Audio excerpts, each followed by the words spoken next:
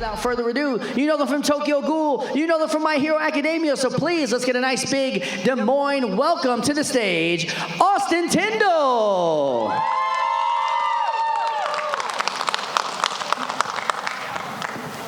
Hi guys, welcome.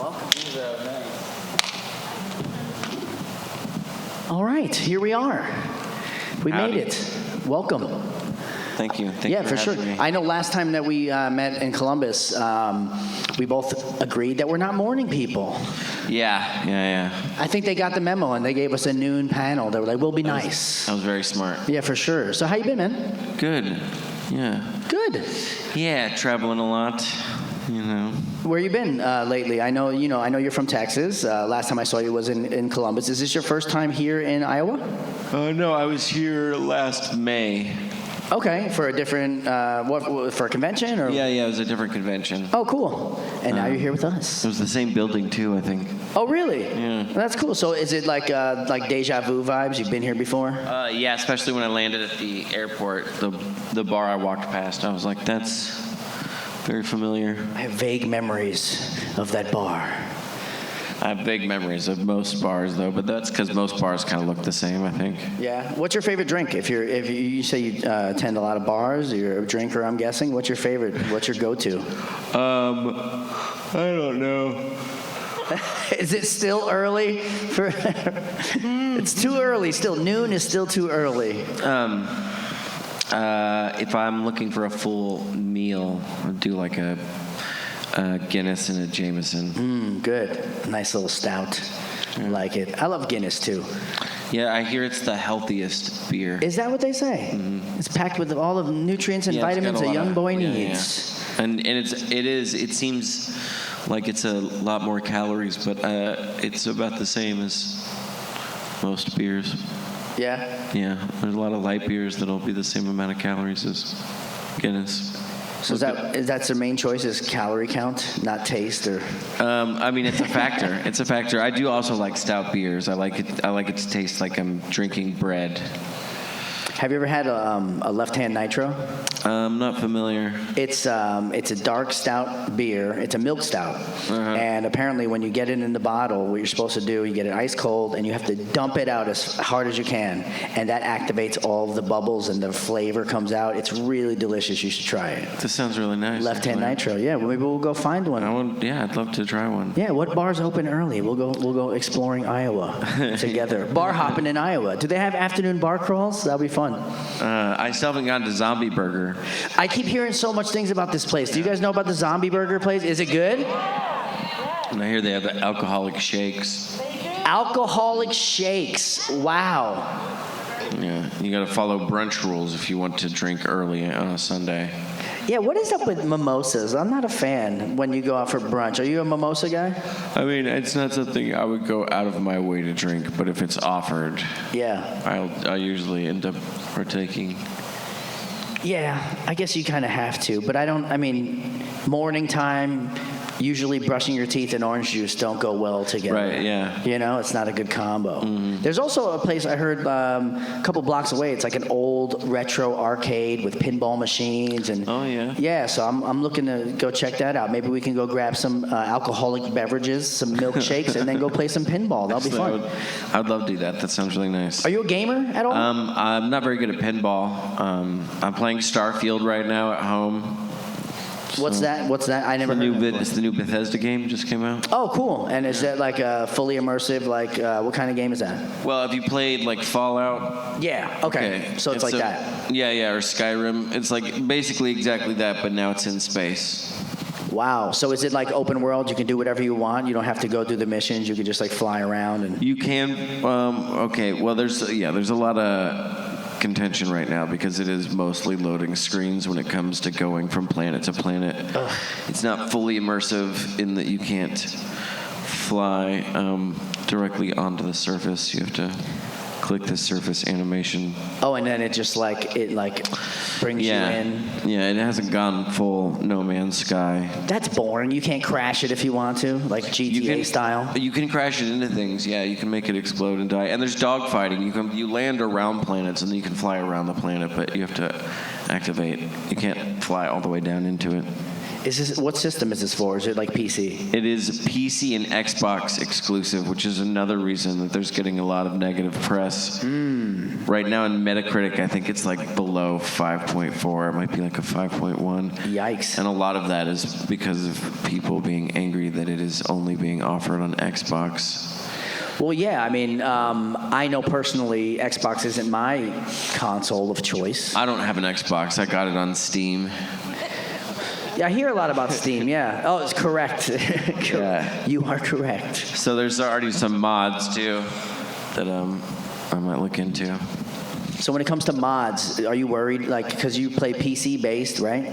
It's funny because I don't, I haven't done a lot of gaming in a while, and I've always been kind of a lazy gamer. I forgot that my laptop has like a decent enough video card that I can actually just download games. So I did pull my Steam account up recently and get that game, and then also Baldur's Gate. But outside of that, I hadn't. Oh, and then Tears of the Kingdom, I started playing. That's how I got back into it. I'm playing that so much right now. That's like my main game I'm playing, Tears of the Kingdom. It's so fun. I'm a huge Zelda fan. I mean, my son, his middle name is Link. So, like, cool. Yeah, so I've always been a huge Zelda fan. Are you into retro games at all? Yeah, absolutely. I might have ADHD, though, because I get, like, hyper-fixated on a game, and then I never finish it and move on to a different one. So that's why I like games, like open world games, where you don't have to always do the mission, because I'll just get scatterbrained. I probably have ADHD as well, because I just can't stay on task. Maybe the whole world has. Maybe it's just the future. Maybe that's how we'll just communicate from now on. Do you drink Red Bull? No, I don't. What's your energy drink of choice? Because I was going to go grab you one. I like green tea or cold tea of any kind. I like tea beverages. Well, I would imagine you like tea. I mean, as a voice actor, that's one of the things a lot of people drink, tea to keep your voice up. I mean, I enjoy a good coffee too, or an espresso. We got to get you one, man. Yeah. You have a late night? I fell asleep early. I missed all the fun last night. I heard there was like parties and crazy shows, and I went back to the hotel for like 2 minutes just to rest. And you know when you sit down, and I couldn't get back up. Yeah. No, I couldn't get any rest because I got hooked on this show, How to Catch a Smuggler. What is this? It's on the National Geographic Channel. Okay. And I've only ever see it when I'm at certain hotels. Not every hotel ends up offering the channel, but... Got it. So it's it's a show where they catch smugglers.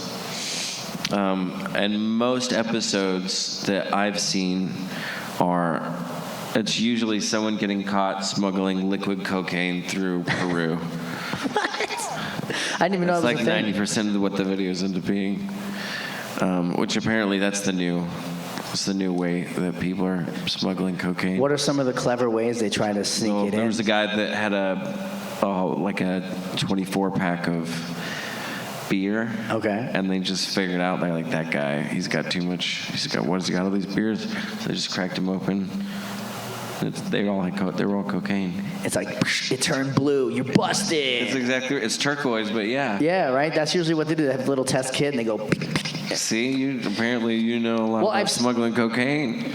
Don't tell anyone. No, but I've seen a lot of shows like that too. Like it's like the airport TSA type of show, and they have people like build fake bottoms of a sneaker, and then they rip it open, and it's like, oh, suspicious white substance. I wonder what that could be. I saw one with a guy that was super nervous, and they tested I think they tested his palms and his feet, and there was like traces of cocaine. Right. So they ended up detaining him. And he refused to poop for like 3 days, and then finally it all came out, and they found a bunch. Well, he wasn't nervous; he was tweaking. They were waiting. They knew that his butt was filled with cocaine. It's like when a dog swallows like your favorite toy or money. It's like, we gotta wait around here. Come on, Fido. All right.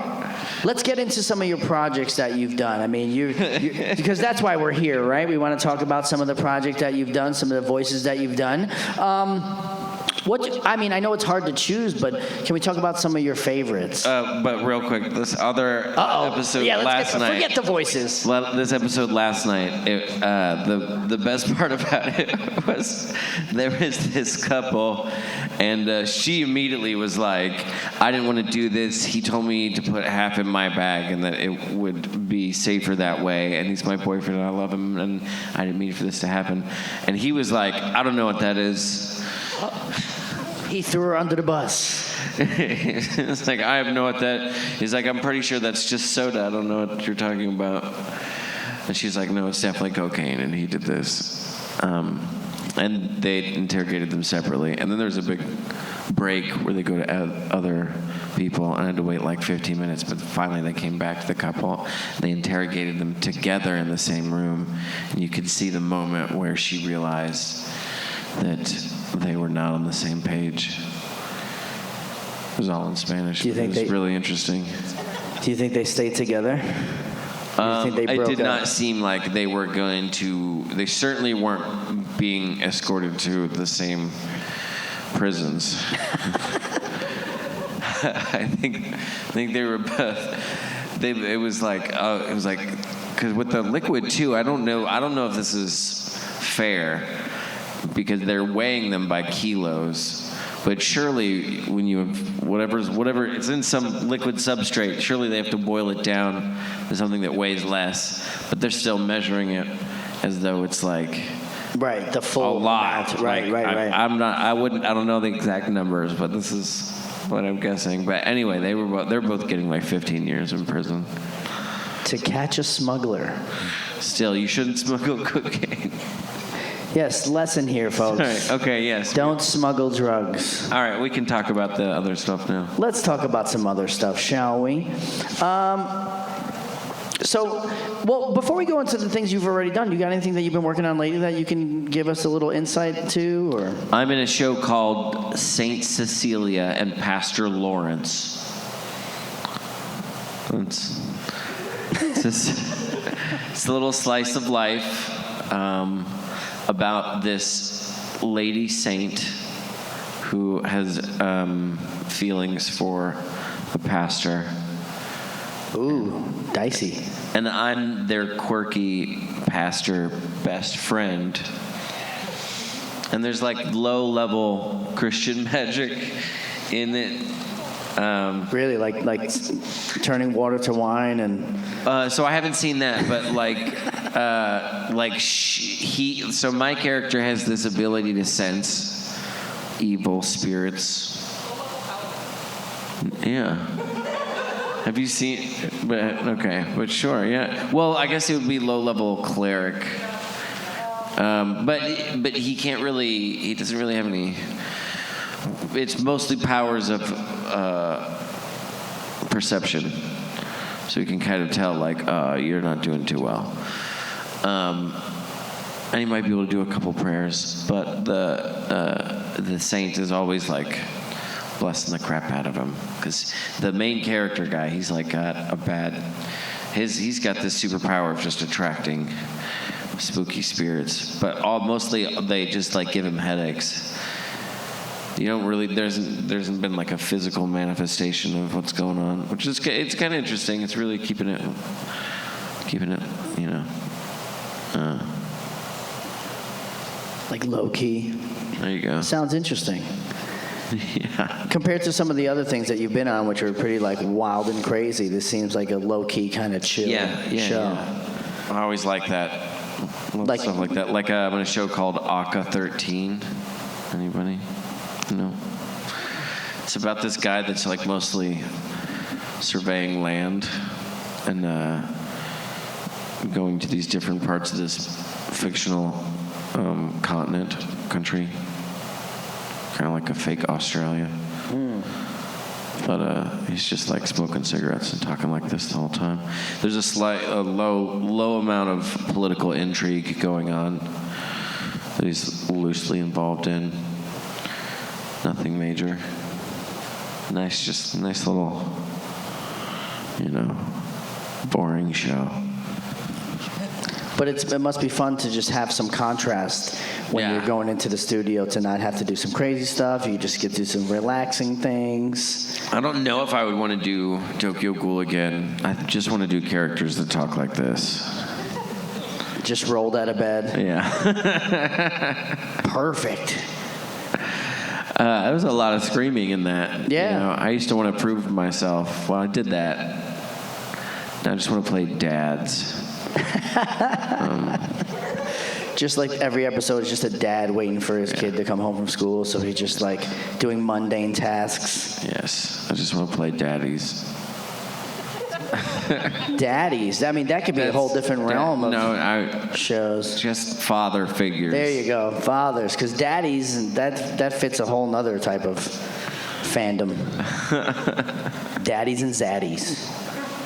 That's what they're called, right? Am I wrong? I don't know. What would you say, like, I understand, like, you like to do relaxing things, and, Tokyo Ghoul really tested your range. Yeah. How deep can you go, and how high can you go? I can't go as deep as Zach Aguilar. Did he do? Dude, he does this, like, I don't know how he does it. He does, like, a 7 impression. Did he do it for his panel? Yeah. Yeah, I've heard him do it several times. It's wild. Yeah. It's pretty good. So yeah, give me your deepest and then give me your highest. Because like, this is my deepest. I don't. And this is my highest.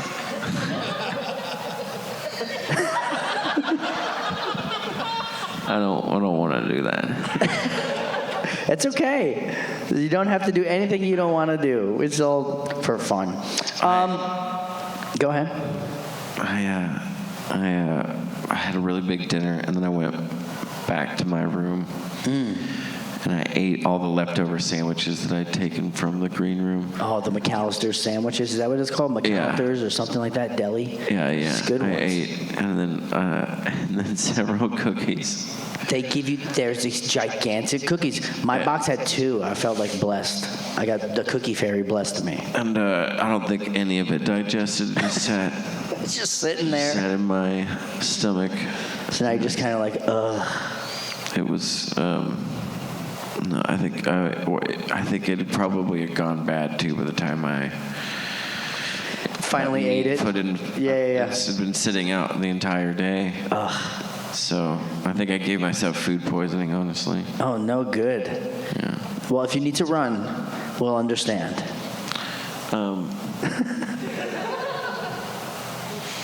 It's okay. I'll just swallow it back. Yikes. All right. Well, hey, we do have this microphone open if anyone wants to go and line up. It only takes one person to break the ice. Just go on over to the microphone, and we can ask Austin some of your favorite questions about his characters. That's how much a polar bear weighs. Is that how much? Yeah. Just enough to break the ice. Oh, good one. Yeah. All right. That's a classic pickup line. I like that one. That was cool. I like that.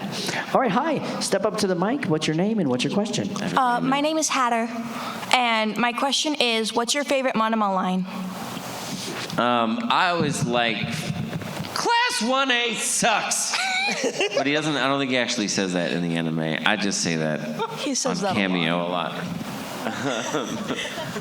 But I also like the part where he suggests that we can all be the hero of our own story, even though we're not main characters, which is how I felt when I didn't get cast as one of the leads. At least I get to be someone that makes fun of them. Is that one of the main things that people ask you for when you do cameos, is just to like do a line or do a voice? Mostly what they ask for is for someone in a certain character voice to say something encouraging for them because they've been going through a rough time. And it gets difficult because I keep getting older and it's harder to do like Kaneki.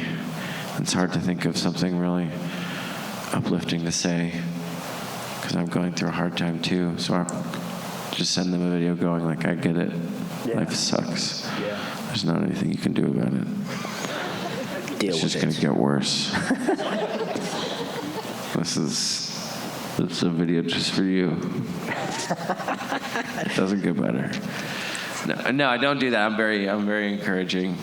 And I end up feeling guilty for people paying so much money because I keep raising the price because I don't want to do it.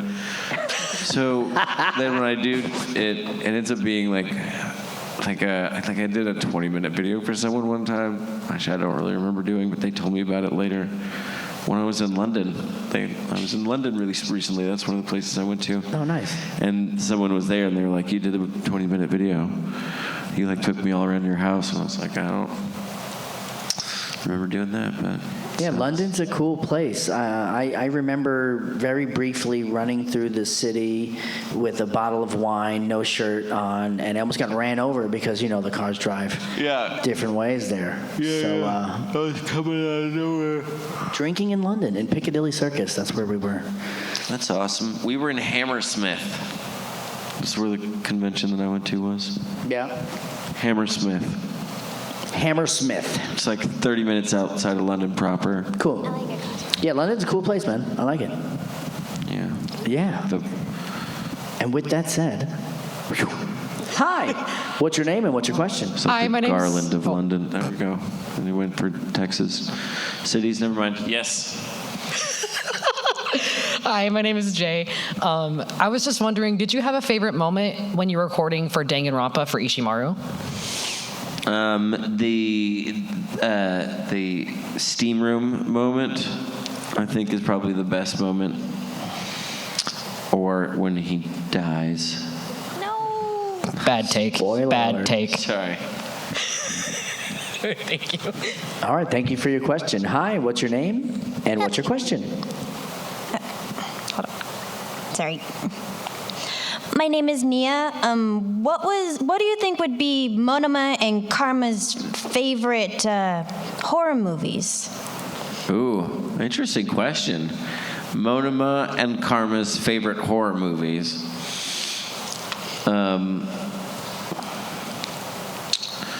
Karma would be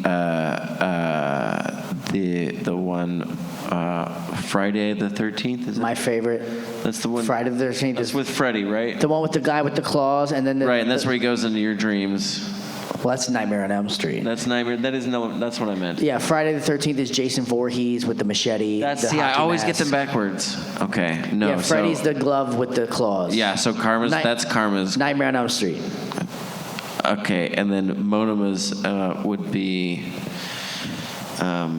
something campier like Chucky. Yes. Which I just saw they're doing a television show version of Chucky now. Yeah, I think they're already in. They already have at least Season 1 or 2 3, yeah. seasons. It's on Sci-Fi. I think the they're going Chucky to show. season 4. Oh, season 4? I think so. Wow. Yeah. Yeah. What's your favorite horror franchise, if you have one? You know, I'm not big into horror films, honestly. Oh. I like romantic comedies. So, what's your favorite rom-com? Well, you know, Harry Met Sally. That's a Oh, yeah. classic. No, but for horror flicks, I like more sci-fi stuff. Cabin in the Woods. I don't know if you that can was really so call good. that a horror. It's more of a sci-fi thriller. Thing was always good. The Thing. I guess it was The Thing. Yeah, Kurt Russell. Kurt Russell, Yep. yeah. I like that one. Was that a John Carpenter film? It was. Yeah. That's a good one. And the special effects on that were really great because everything was done practically. Yeah. Which was really cool. It was very gnarly film. Or did you ever see Bad Taste? All the really early, what's his name that did Lord of the Rings? He did some early Peter horror Jackson. Films. Peter Jackson did some really gross horror films back in the day. I have to look into that one. Cemetery Man is another really good one. That one's really indie and weird. It's a guy that works at a cemetery, and there's some zombie situation involved. The ending gets really esoteric. Ugh. Yeah, the only cemetery one I know is like Pet Cemetery. Pet Cemetery. It was Stephen King. Yeah. That was a good one too. All right, well, thank you so much for your question. Thank you. It started a whole horror conversation here. Hi, what's your name and what's your question? Hi, my name's Idia. I was wondering what character you voice do you personally relate to the most? What character you voiced that relates to him the most? That you relate to Oh, personally that you the relate most. to personally the most. Yeah, Thank yeah. you. Probably Subaru from My Roommate is a Cat. Because he's got a lot of social anxiety. There's like one episode where the whole plot of the episode is him trying to work up the gumption to leave the house and go to the grocery store to get ingredients for cat food. But he's pumping himself up to have that social interaction. So I relate to that. Somewhat of an introvert. I'm a big introvert. Kaneki too, though, because I do lust for human flesh. Who doesn't? All right. Hey, step on up to the mic. What's your name and what's your question? I'm Joel, and I was wondering, do you rather to watch anime dubbed or subbed? Ooh. I enjoy both. And if I really like a show, I might go back and watch it in both.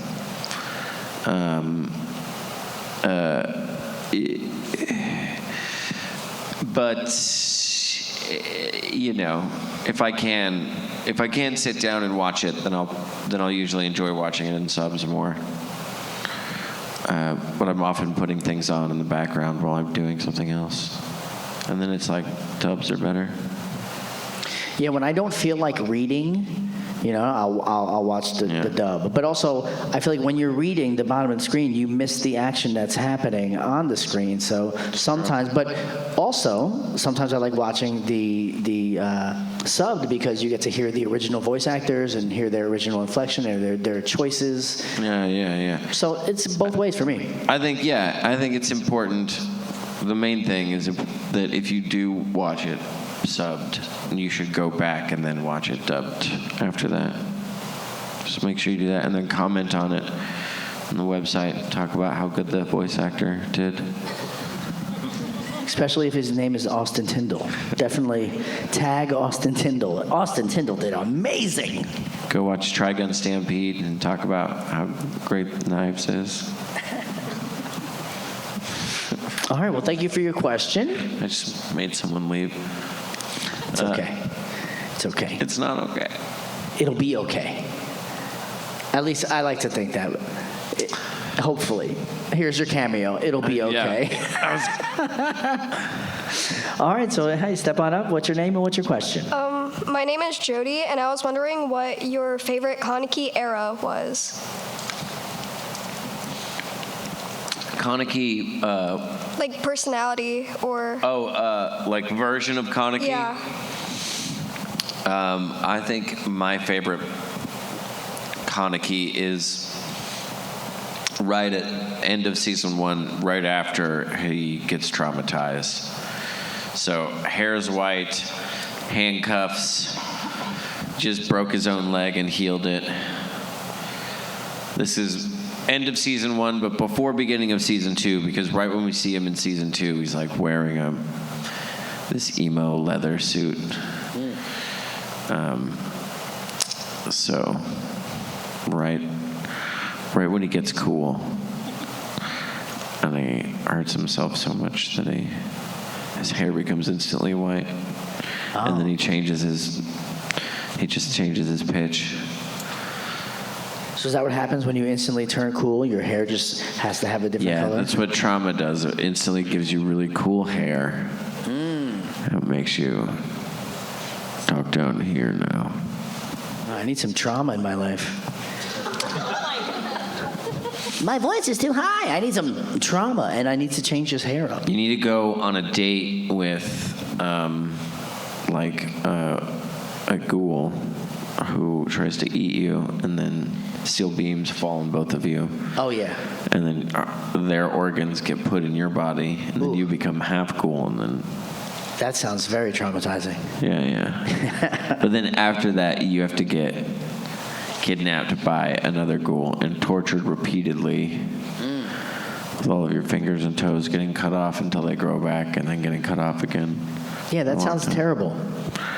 It's like if you want to have cool hair. Hey, what is it? Beauty is pain? That's what If you want to look cool, you got to go through the pain.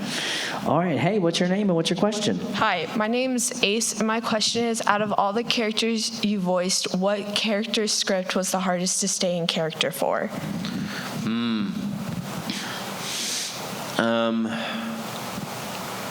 Hardest to stay in character for? That's a good question. It's always ones that are just slightly, like, higher pitched than I feel like doing. Like Tsukasa was difficult, and that ended up being a lot lower than I kind of wanted it to be at the end of the day. And there was a character named Isaac from a show called Eld Live, and that one was super weird. And Lunare from Tales of Zestiria was a kind of a pain in the ass. He had this weird laugh sometimes that was kind of like Muttley from from Wacky Races. Yeah, that's straining on your voice too. Yeah, it wasn't fun. Well, we talked about this last time, that you're known for kind of like crazy laughter in a lot of your characters. Oh, sorry. Excuse me. I'm sorry that I'm bored. Like a lot of that stuff. I do a lot of. I've done a lot of that. Well, to add on to that last question, I know last time we spoke, you mentioned that, you prefer that you don't know the storyline in advance, that you kind of get them as they come. So Yeah. So Exercise, I call it willful ignorance. yeah. So is it difficult to stay in character when obviously you don't know what's coming up next? So maybe you'll have moments in the booth where just the script makes you laugh, or throws you off as far as like where the storyline is going compared to where you thought it might go. Yeah, absolutely. I think I'm, and that's fun to be an active, listener to what's happening.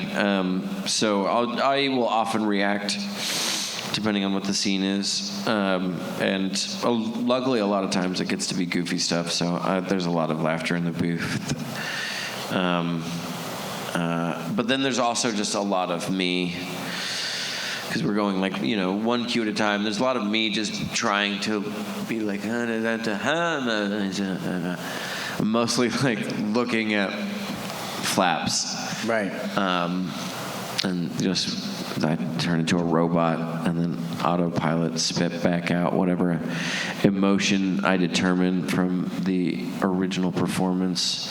So it's based mostly on pitch variation and the eyebrows of the animated character, and that kind of determines 92% of what decisions get made. Right. In terms of the voices that come out of my mouth. All right. Was that? Yeah. That was a great answer. Thank you. Right? I thought so. I thought it was nailed actually pretty good. Nailed 10 out of 10, 5-star Google review. You nailed it. That would be cool, though. Yeah. If you could Google review me. I'm pretty sure you can. There has to be a way you can You'd have to Isn't there dox a voice yourself, actor wouldn't you? ranking? Isn't there a online voice actor ranking, kind of like IMDb but for voice actors? There's websites, but it's not Google. Oh, got it. It's not like a business on Google, or like a Yelp review. It's like the Wikipedia of anyone can just come on here and edit it. Maybe I'd have to advertise somehow. We got to pitch it to Google. Advertise as a business. Yeah. I guess you could. I think you just register. Right. We should make it happen. Hey, get on Reddit. Let's make this happen, everyone. I do. I'm looking for someone to take over my marketing and social media. So if anyone is interested. Yeah. The password is... Password. That's the password. Hey, but what's it's up? spelled different. There's an @ symbol and then 3s. And then the word, it's word instead of word. WERD. Yeah. It's actually the app word. It's a Word document. Hey, what's your name and what's your question? I'm Ben. What is your favorite Yu Ishigami line from Love is War? My favorite. Sorry, say it again. You Ishigami from Love Is War. What's your favorite line? It's so hard to hear. Yeah, one more time, a little bit louder. What's your favorite line from you Ishigami from Love Is War? Oh, yeah. Yu Ishigami. Just like every time he says, "I'm going home." and obviously I really love season 2, episode 11, where it's his backstory. And he finally sticks up for himself. I think he calls that girl a bitch. Maybe, what was it? It's okay, you can say it. Yeah. I think it was. Yeah. That'd be great if they saved that line for last in your session. Huh? Send your last line. You go, "I'm going home," and then you just leave. Yeah. They should arrange it that way. That's how I say it. That's how I end all my sessions now. They're like, "Austin, different show." You're like, "Well, I'm still going home." Mic drop. Goodbye. I don't feel very comfortable, so I'm going home. This sandwich is still sitting in my stomach. I'd rather be playing video games. Hi, what's your name and what's your question? My name is Dustix, and my question is, if Karma and Monoma met each other, what would be their first impression? Interesting. They would probably immediately not like each other, I think. Karma would know that he's smarter, and he would consider himself more superior because he's considered student number 1 of what I guess you would say is the worst class in terms of the classes in Assassination Classroom, but they're still the best at being the worst. And they get to kill their teacher. And Monoma would think that Karma is lame because he doesn't have any quirk that Monoma would be able to steal from. He's like, "You're not even useful to me. And you don't even have any superpowers." So he'd be like, "I'm superior to you." And then they would get into an argument. And Karma would end up stabbing him and putting wasabi up his nose. Oh, that sounds terrible. Yeah, and Monoma wouldn't be able to do anything because he doesn't have any quirks to steal from him. And outside of that power, he doesn't really. Although I guess, I don't know, I guess every student in My Hero also has like super strength and super agility, it seems like, because they get smacked around quite a bit in some of these tournament arcs and don't seem to have to go to the hospital. What would be your quirk? Like Austin Tindle's quirk. What's your meta ability? I would want to be comfortable in any temperature. That's a really good quirk to have for sure. Yeah. So like even like on the sun, I'm just like it's like a good 72. Nice. It always feels like there's a light breeze. Even I'm in Antarctica. I could walk through the tundra. So with this nice jacket, hoodie, like this beautiful hoodie that I got at the merchandise store that you too can have for a low price. That's a great commercial for that right there. I like that. Can we clip that and just run it on a loop? But my favorite quirk in the show is Shinso's quirk. He's if he hears you speak, he can control your mind. Wow, so just by hearing you speak, he can control your mind? Yeah. So if you talk to him, he can control your mind. Right. Which means he never has to be in a conversation he doesn't want to be in. That's amazing. He just hears you speaking. He's like, "Shut up." Anytime someone's just telling a story that's too long, he can be like, "Shut it down." You probably want to go get a sandwich, actually. Just as long as it hasn't been sitting out all day. Anyway, I'll tell you more about my brother-in-law later. I'm going to go get a sandwich. Or it'd be some low-level mind control thing would be cool if you just made someone feel like like you mind control them into thinking that there's a door nearby that needs to be answered, but they're just like, they hear it, they hear the knocking, and they feel the compulsion that they have to go try to, no matter where they are, they have to go find a door and try to let someone in. So it could be used for mild distraction. I like it. Beyond like a team of superheroes, that's just their one power. But it gets used like every episode. Yeah. Yeah, for me, I mean, if I could have a superpower or quirk, and I always say this, it would be just like the repel glitter. I hate glitter. I can't stand when I see glitter or there's glitter on a gift bag or I get a card with glitter on it. I'm like, instant, I don't care how nice it is. It's like, I hate you. Because you can't get it off. It gets everywhere. It's on your clothes, on your hands, and it's just like, if it gets in your eye, ouch. It's like, I hate glitter. So my quirk would be repel glitter. I know it's odd, but then you could be like like that. It's like Gambit, where like you always have glitter in your pocket, and so whenever you have to do an attack, it's like you pull it out around you, and it just shoots at your enemies. Is that what? Yeah, totally. It would just surround me like Gaara's sand in Naruto. It was just like, it would never touch me, but I can just make it attack you. That's what I want. Is it always being repelled, or do you control it? I just think it would be like... control it in a stream? Can you use it to fly because you're repelling it underneath you? That's a good idea. I never thought of it that way. I was thinking more like I'm hydrophobic, but to glitter, like it just would roll off my body. Because that would be amazing. Because again, you get one little piece of glitter, and 2 weeks later, it's still on you. Hate it. All right, we got some more questions. Is it going to repel off your clothes too, or do you need special super clothes? No, clothes as well. It's just, if it's on me, then it will repel glitter at all times. If it's in your clothes, does it go through your clothes? Does this power cause glitter to vibrate in a higher plane of dimension that phases it through so that you have a glitter sphere around you, a glitter force field of protection? Yes. I'm all for that. So that's how you float through the sky. Just in a bubble. You just have to keep generating, and that's the thing. You control first you're just repelling the glitter, but after a while you realize you can control the glitter.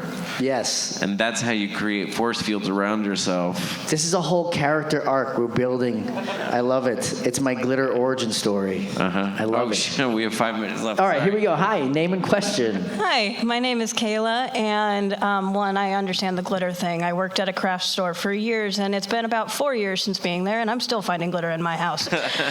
So my question is, for that time I got reincarnated as a slime, what's your favorite Gabiru line? I am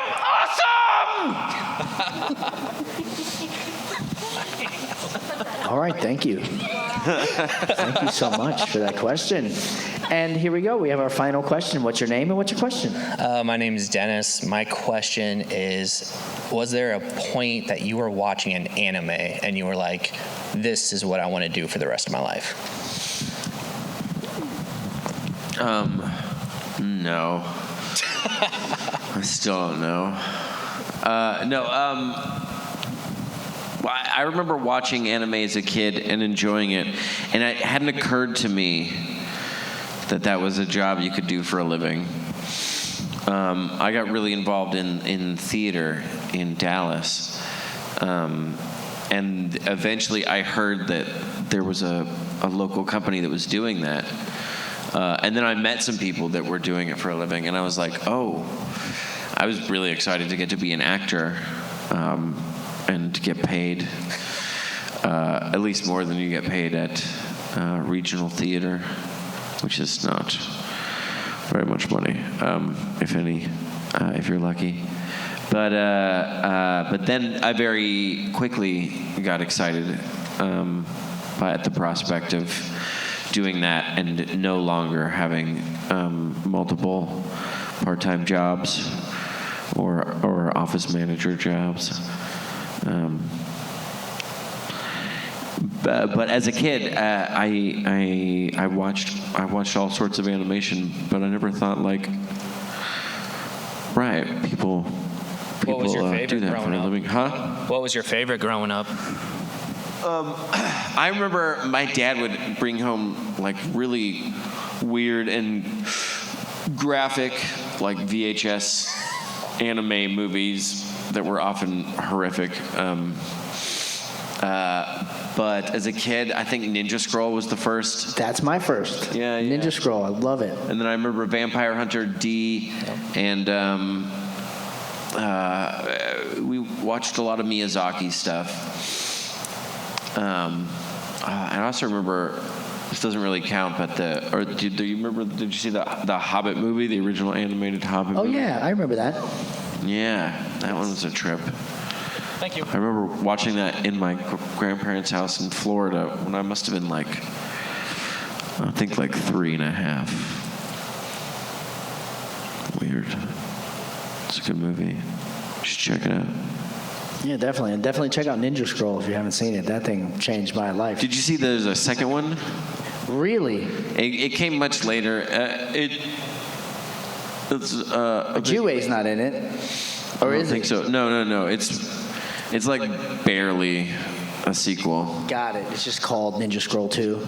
Yeah, there's the big bad at the end of the movie is this like Christian god that's a big dragon. It's pretty weird. I'm gonna have to look into that and check it out. Yeah, check it out. All right, so we're wrapping up here on our time. Obviously, if you guys want more information, if you want to go say hi, if you didn't get a chance to ask your question, please go visit Austin down his table. You'll be here for the rest of the day. Yep. Until I leave, which I'm not sure when that is, but it'll maybe be 5-ish. But I'll be at my table. Awesome. Unless no one comes by for a while, and then I will wander into the green room and eat a lot more of those cookies, probably. For sure. Well, Austin, this has been so much fun. Thank you so much for coming out, answering our questions, hanging out with us. Give it one more time, everybody. Give it up for Austin Tindle.